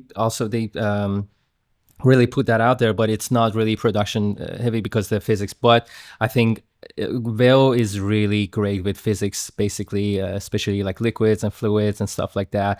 Like you wouldn't be able to get like that black oil coming out the same way you would it. You probably would try to do something like paint splash, but it only gives you like just one look. So, and I honestly don't know. I think I don't know how they kind of explain it, but I think it probably is a kind of certain thing that the intelligence learning of it would kind of pick up on it on itself, like how would a ball kind of react in a certain way to the gravity, Yeah, lovely. Let's move on. So these are more like generation stuff, and But again, these are very like specific use cases. I'm going to more technical stuff. This is called Beeble.ai. Have you heard about this one? No, this is new to me. So this is very, very, very technical. This is for compositors and people who do VFX, and it basically provides you with something that we never had before in the terms of composition. When you generate a 3D image, you can kind of like have these different types of layers, which you can kind of see here. And this helps you to composite it in a different way compared to, so you'll be able to change the look in a way, change the lighting a little, maybe add fog, it gives you all these options. We never had it for live footage. So what this software does, what this platform does, Beeble AI, is that it creates these maps for basically footage. And now it kind of creates this 3D shape, and now you're able to kind of light it in a certain different way. And you put your footage here, and it gives you all these passes, which you can go back into your compositing software. And like, imagine if you want to add fog, it's looking at the depth. So it's creating this depth map that you can kind of adjust. You can, push the fog a little bit further. And it's going to change the way I think everybody does compositing. So Farbod, that's my point. Like, such a tool is being created by someone like or a compositor who is an entrepreneur who understands code and tech, and then because of that need, they create a new tool for it, and then subscription based sell it for $600, and then millions of people are going to use it. Right, but you see, you have this right now, but if Aleph really succeeds within a 6-month period, this is going to be useless. You know what I'm saying? That's the thing. That's the risk behind it, I think. But they're doing. I'm using this, creating, separating the character from the background was such a crazy thing. It would eat up most of the production. So you would probably put a green screen here, or you would send your footage to one of these production companies in the East or Thailand or India, and they would kind of like frame by frame go through it and cut around this guy to create this map. But now this guy is just doing it with a click of a button, and I can take this map to After Effects and just kind of like change the background and do whatever I want with it. So I find this very, very, very useful, especially when it comes to VFX and it's not invasive at all. Nothing is going to look AI at the end of the day. This is just giving you, this is that behind the scene kind of tool that's really going to elevate your work without, giving you that AI slop kind of feel to it. But this is a paid service, I think, but it's not that expensive. I think you can give it a try for a few times before you have to pay. It's credit based. Mm-hmm. If you want something similar that is free, I want to talk about this guy. It's called SAM 2. Let's start over. SAM 2 is by Meta. So this is a Zuckerberg project, and what you want to do if you want to find it, you're just going to type SAM 2 Meta, and SAM 3 is coming out. SAM stands for Segment Anything. And it's like titled as a demo project, but you can definitely use it to, do production. So this also does what the previous one do, which is to kind of separate different objects, but this is very fast. And again, this is free. So I'm just going to click on this ball, and you can see this ball is selected. And basically I can track this, and within seconds, it's going to track this ball. And I have this ball kind of separated, and I can change this ball color or anything I want to. I can add another object to it, and I can just select maybe the shoes. And it's kind of like, you can do that with any footage basically. And it just created another mat for those shoes. So you see, and it's so fast. This would take a week. Just like change the shoes, like put a... Yeah, just to change the color of the shoes, or you want to do whatever. Or if you want to have... it gives you a lot of options if you want to have someone pass behind it or whatever you want to do. So this is free. Everyone can use it. And you can just create matte and just kind of like export it. You can separate these if you want to, and you can do a lot of stuff with it. This I find very helpful. This is basically going to render like a lot of these green screen uses in the films kind of voidless. You don't need that anymore. You're basically going to kind of come here and fix that issue within seconds. But is it being used in the industry, or they don't care? Just a person who's a compositor they use it, or is it so? We are the industry, dude. No, I mean, yeah. So, are you guys using it for real I'm production? using it. No, I'm using it in my workflow. I get hired, and and I assume because I learned it from others, and people talk about it. You go on Reddit, you go on VFX forums, and people are talking about it. I'm sure people would be crazy not to use it. And I think these are the things. So this is the stuff that are production ready. But you see, this is very specific use cases, and it's the behind the scenes that's just gonna streamline your workflow. I assume this is being used widely. If not this, probably Beeple is. This is paid one, so it's a little bit different and probably more, reliable compared to Sound. This is more of a demo, but it's like a free option if you want to do something quick. Let me get to the last. This is Project Starlight. Have you heard about Top? I can feel this is for your own music video. This is no. I mean, just a sample that I show what it does, but. Topaz basically used to be active for a long time, and you heard about this one, right? You heard about Topaz. Yeah. So it does up-resing, which if you have not a good quality footage, and then you can easily kind of up-res it throughout. But it was subpar. It wasn't like totally AI. It has a new project. I think it just came out last month. It's called Project Starlight, and so. This was the original footage that I had. It's very minuscule, but on a finishing end, you can see the difference. So this is how it's helping me, generating each of these frames. But this is probably like 80 frames, maybe less, maybe 50 frames. If I want to generate 50 frames from my computer, probably it's going to take 5 minutes a frame. I don't know how long is that, a few hours. But now I have the ability to render this in a lower quality and bring that time down to maybe 20 seconds a frame. So I can render everything maybe in half an hour. And then I bring it here and I run it through this, and it's going to make the quality much better. And it's going to save me that time. Wow. You kind of can see how different it is.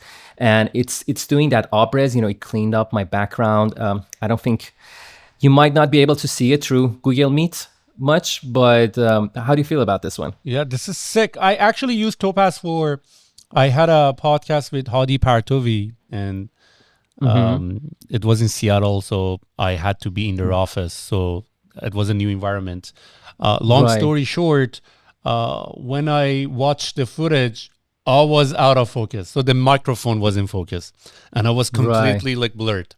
So I actually used Topaz to bring my face a little bit to focus, and it had to generate my face on the fly. It looked funky. Yeah, it looked funky, but at least it revived the footage. Otherwise, I had to lose it.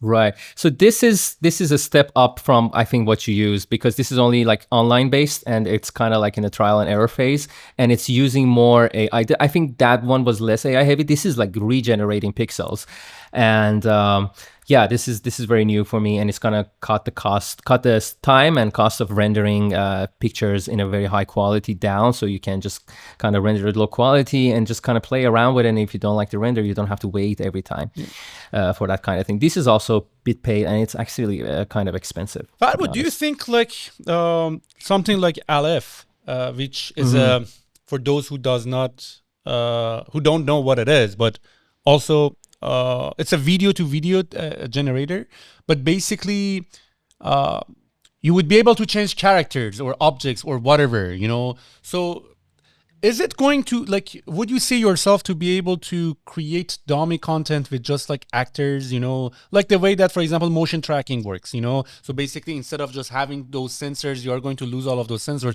how the Pirates of Caribbean got made and all of those movies. But do you think it's going to maybe change the sequence of the things that you would do? So you might might lose casting, for example. Not. I don't know. A lot of things can happen in 5 years. Right now, it's not there yet, and this is not something new that Aleph is providing, which they call it remixing a video. That's what it's called. Yeah. Kling used to provide that, and I think Pika, Luma Labs also provide that. But again, it's not production heavy, and it has a little of that morphing. And I think because our eyes are so used to, reality, basically, just this little stuff that goes to the uncanny valley kind of area. But the technology is there, and that remixing thing will definitely come really handy. And I saw, like, if you're like sitting in your living room and you're doing this, and then you remix it. I guess you're not seeing my face, but you remix it, and then you do, and it looks like you're in a boat in an ocean. So, definitely handy if it works right, and I would definitely love to explore with it. But again, you try a lot of stuff, and there's a lot of these details that just kind of like gives it away that you used AI, and it just makes it look cheap in a way that people will be less likely to try to watch it. Yeah. But do you see yourself to create more creative stuff? Like, for example, like we haven't talked about a Sky Cabin yet, but your music and your sound is so new and so touchy, and also very curated in terms of visuals. But do you think it's going to get you more creative? Yeah, because I think, what's a problem with, let me finish this, and then I'll get back to that if that's okay. Sure. Lastly, I just wanted to talk about this one. It's called 11 Labs. I probably heard about it, but there's a feature here that I think not a lot of people know, which is called sound effects. And I've been using that a lot for sound design in my short films and kind of narrative project. And basically, you're very dependent on stock sound files to kind of generate what you want, but here you can just kind of like type it and you kind of generate that sound effect from simpler stuff. I don't know if you can hear this, which is running on a wooden surface. Or are you hearing this? No. Yeah. No. Unfortunately, since you are sharing your whole screen, it doesn't play sound. You have to share tab. Well, yeah, okay. I guess you guys can imagine it, but running on a cement surface, and even to more abstract stuff, I just typed it ancient tree screaming angrily, and you can get a lot of different results. So this is just for sound design, and it's something that I new? Don't think a lot of people. I check 11 Labs a lot. I thought the last feature was voice changer. I didn't know sound effects exist there. Right. No, that's the thing. That's why I'm kind of specifically talking about it, because I don't think a lot of people know about this. But no, this is not new. I think this came like last year, and it was one of the feature, but it's getting stronger and stronger. And I think you can generate a lot of experimental sounds with this, which you cannot get it from the outside unless you want to go and record it for yourself, or for very specific use cases. Dude, like we see in Hollywood, like the YouTube videos are out there, for example, like how these people that they're creating these sound effects, for example, like in Game of Thrones, like horses are going or gates are opening, and they use these tools to generate those sounds. Is that industry gone or soon to be gone? Some jobs, I think I saw a list, maybe you have seen it too, about the jobs that are already gone. One of them are voice actors, dubbing. A lot of that is gone because you can do that easily with 11 Labs. And something I tried, I can just talk for my characters and just change that into different genders or ages and languages, but also like angry woman or scared woman. And I can just basically, if I have an animation, I can just talk basically instead of any of these characters, and you can create that variety through 11 Labs. So a lot of them are gone. Probably a lot of independent productions are using this kind of thing, and the ones who are not using it are doing it out of respect for the artist. But eventually, the competition, as it gets harder, people are going to use more of this stuff. Yeah. Lovely. What were we talking about that I kind of caught you? You were asking something about Sky Cabin. Yeah. So I was like, so first, I wanted to, like, I asked regarding if you are really using it on your day-to-day stuff, and you mentioned yes. But first of all, like, what are you up to these days? I'm keeping myself busy, and I think I like to, going back to that multiple projects, I'm kind of chasing different things. I'm chasing mainly, if I want to put it in 3 different categories, it's music industry, it's filmmaking industry, and it's design, advertising, and commercials. That's the third one. And I've been making most of my money from advertising and commercial because I came here in the United States, and it's very hard to make money out of film. So because I had those extra skills in VFX, I was able to connect with a lot of studios here, and I did a lot of jobs for advertisement and commercial and just kind of branding and all that. So I'm pursuing all this three. I'm kind of slowly shifting from design and focusing more on filmmaking. And for the last 2 years, I've been doing more filmmaking projects. Right now, I'm working with Bahman Qobadi on his latest film that's coming out, with Eva Green playing in it and executive producer Martin Scorsese, which was the project we talked. I mean, you called me, I think that was 2 years ago. I was in France and I said, I'm here. It got postponed. We shot it in Turkey at the end of the day. So that's one. I'm a creative director there and an editor. And we're really having fun with Bahman. And, we have a very good collaboration. We've been working since 2008. And this project is more visual heavy. It's a horror movie. So it has a lot of stylized kind of images, which Bahman doesn't necessarily feel comfortable about. And this is where I come in as a creative director and I kind of create that set and tone and mood. We are working on post-production right now. It should be coming out for next year, probably around late spring. Who's the target audience? Is it a sort of targeting Persians? No, it's English, actually. Okay. So yeah, we're hoping any studio that picks it up, Netflix, HBO, whatever. His outlets are usually, so he goes to Cannes. He submits his movie to Cannes. If it gets accepted there, we see who's going to buy it, basically. That's how the But industry it's for- works, huh? You first make it and then you have to wait, or you have to get the green light from the studio first. It's all about your connections, and this is a very connected. This is all about connections usually when you have this thing. So Bahman definitely has a name, and he's he's liked in Cannes Film Festival. So this is that route for him. Other people, they have different routes. Younger filmmakers, and you have to kind of find that connection to be able to. If you have the money, you make it, and then you sell it later. If you don't have the money, you have to bring people or make contracts about the money, or some sort of loan situation for you, or you sell it before you actually make it. So there's a lot of routes to go about it. Have you watched the studios and Apple TV? I should, right? It's with Seth Rogen, Yeah, right? it is. It's basically Right. the story of your industry, like how movies are being made, how directors are being chosen, how writers are being selected. And there's a fun comedic angle to it too. So I like it from that perspective. But it's interesting.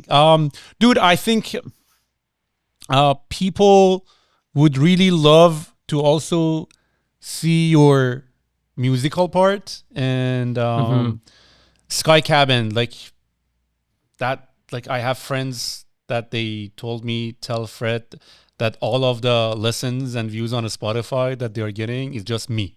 It's on repeat, keep being played. And it's interesting because it's been so long that we haven't heard much of music. Like everything is so perishable, like you just only listen to it once, it doesn't have that value, it's like one use and then you're done. But with the Sky Cabin, you sort of bringing back that creativity, like it's like the old days, back in time, even the artist would have been cared about the album art on the CD or the covers inside or choice of the name or the sequence of the music that you have to listen to in order. And you always had that spark of interest for music. Is it something that you are professionally following, or is it a passion project right now? I'm spending a lot of time on it. So I don't know. All passion projects are professional for me I understand. in a way, because I put all of it, all I have into it, and it's not just something like I don't. If something is not right with it, and I'm a perfectionist, I'm gonna make sure that it's right before it's coming out. But I think, have you read the book? It's called Long Tail. No. Long Tail? It's actually about I the think economy. and you told me about this before, I think. Probably not. I come to know about it.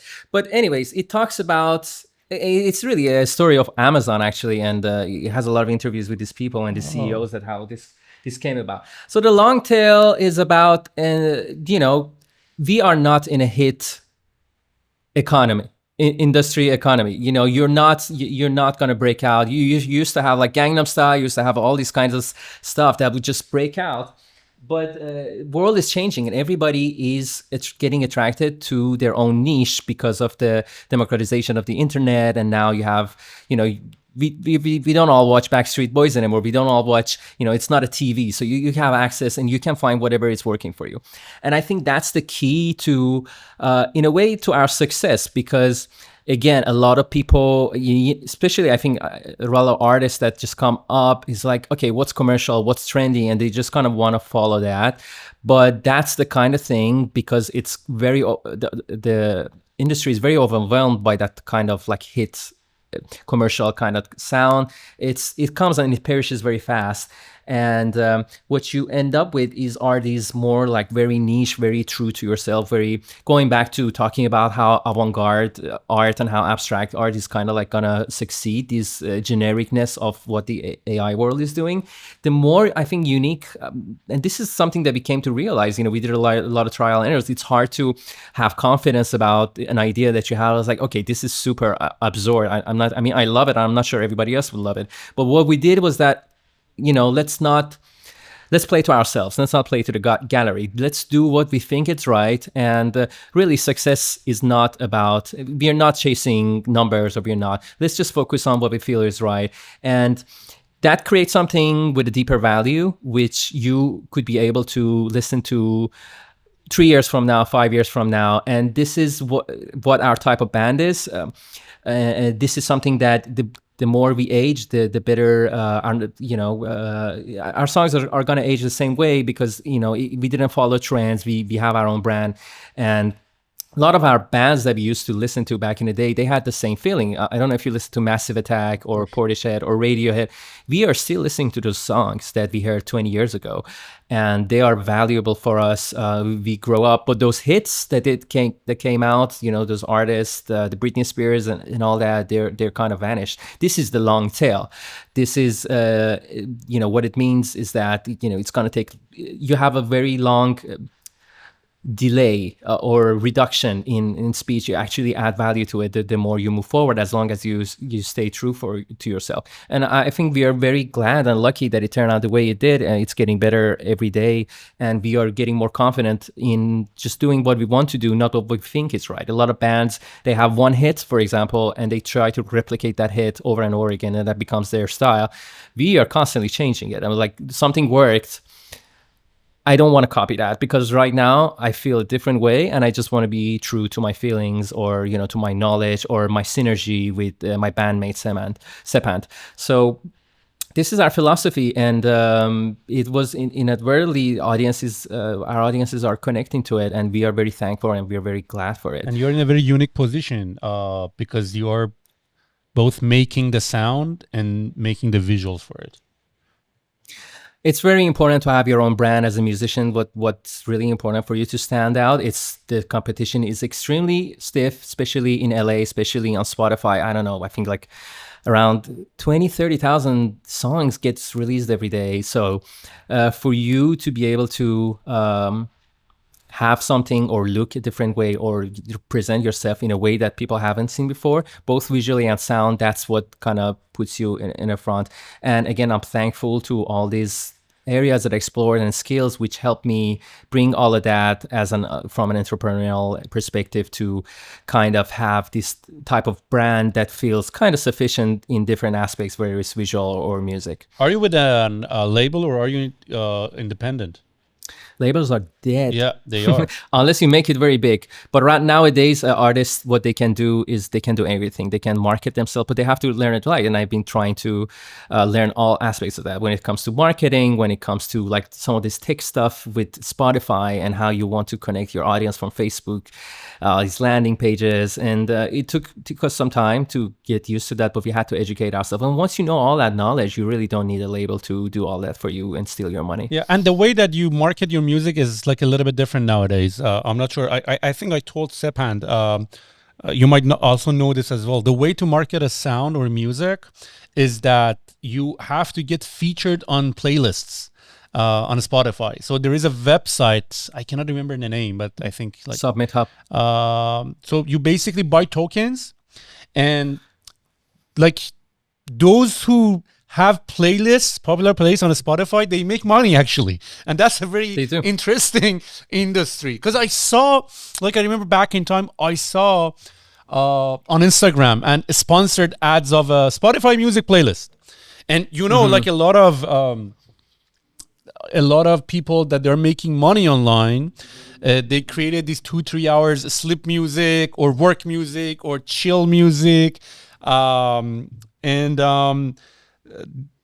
actually AI generated content for creating those right now is actually also picking up. Just generate me Yep. sleeping music and then put it on YouTube, for 2-3 hours with some great visuals. And you can actually make money right off the bat. But there is a website that you would be able to submit your music. Those who are running playlists, you can actually now spend your tokens for you to submit it. They can, so basically you are just buying their attention. Like, listen to my music. If you like, add it to your playlist. They can choose to do it or not. But if you get featured on their playlist, then you would get hits, you would get listens on Spotify. So that's how the model is working right now on Spotify, is through getting featured on playlists.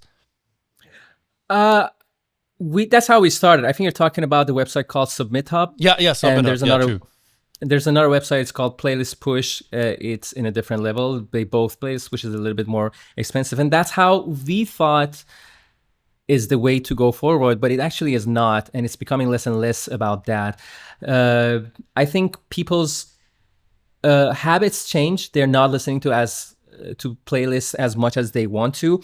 So the strategy that we adopted is to actually directly reach out to these people on different platforms, websites, Instagram, Facebook, and you get that person directly. So I tell you why playlists are not good. These playlists, especially if you have a very niche genre, these playlists are supposed to be on a broad angle, and they might have variety of songs. So you might have something that sounds like Nicki Minaj. You don't want your song to be in that playlist because you're gonna bring the wrong audience to your song, and if he likes Nicki Minaj and your song comes next, he's not gonna like it, so he's gonna skip that song, and Spotify thinks your song is not good, right? Because he's not the right audience. You have to bring the right audience to and this playlisting thing, again, you're going to end up with a lot of generic listeners, a lot of passive listeners who probably just have the playlist in the back of their car, or like when they're cooking or stuff like that. We're not actively like, oh, this song is good, let me see who the artist is. That's very less likely. But that's how we started, because we didn't know a better way. And I think our first few releases, we relied heavily on these playlistings. But why I think a different way is a better approach is that if you are bringing people from Meta, from Instagram, for example, they see a snippet. First of all, we have the option to target these people very specifically. So I might go and say, I want people to see this post, people who are fans of Radiohead, people who are fans of Massive Attack. So you get exactly those people who are in your niche, who are going to listen to your song and who are going to save it. And if they listen to your song and they save it, Spotify, you get a popularity score in Spotify, which goes high, and the algorithm is going to push your song further and further, the better these kind of numbers are for you. So that's important, to bring the right audience to your song, to create this sample for Spotify algorithm to learn what type of people are going to listen to your song more, and they're going to push it further after that. So that's why you need warm audience, basically. These are the marketing talks, and that's why kind of playlisting is not good. And this happened to be our best approach. So there is Meta, and there's also what we use is Spotify's campaign that's called Showcase and Marquee, which are retargeting your audiences from anyone who's listened to your song from the past 3 years and they kind of saved it and they liked it. You have that sample size, and you can kind of like show your new music to those people who are basically warm audience and are more likely to listen to music and to stream it. Yeah. I see a lot of potential in the Sky Cabin. I think you guys are doing great, and I wish more and more people listen to it. And I'm pretty sure it's going to happen very soon. It's just a matter of timing and how much energy and push you would like. You know best. It's not how good it is. It's like, now that you mastered that game, now you also have to master the distribution thing. Like even for me right now.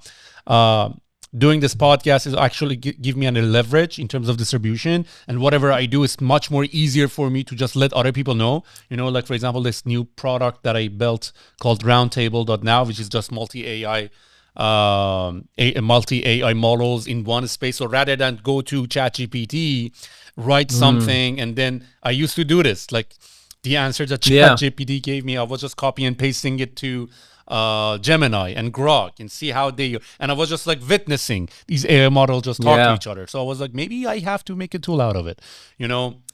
And then is that out or is it coming out? Yeah, it's out, roundtable.now. Oh, so it's really interesting. Like, just use it. You're going to love it. It's magical, the experience of it, you know, like you just feel these guys are just like back and forth.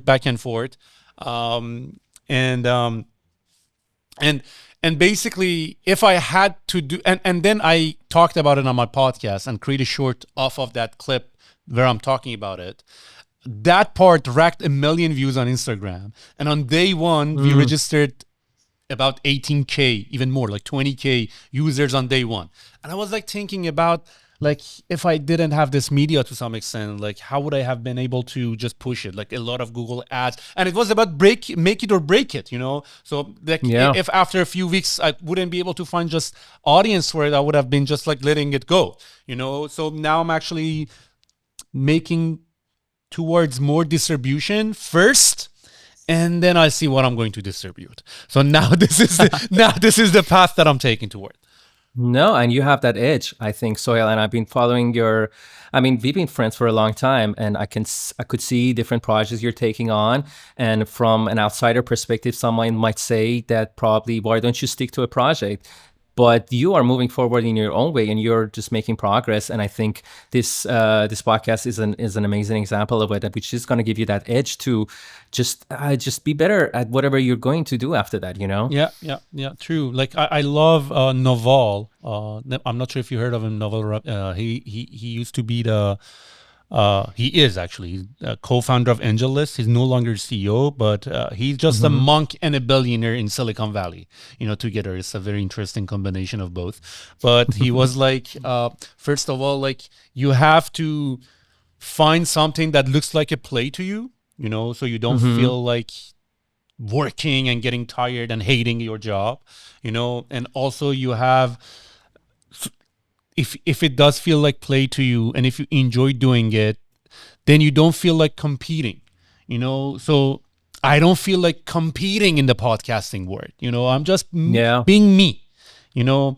And you have to productize yourself, you know, like you have to find a way to productize yourself so you don't feel like competing and working hard and doing that. I do that all, you know. I work hard, I do compete, but the game itself within me doesn't feel like that, you know.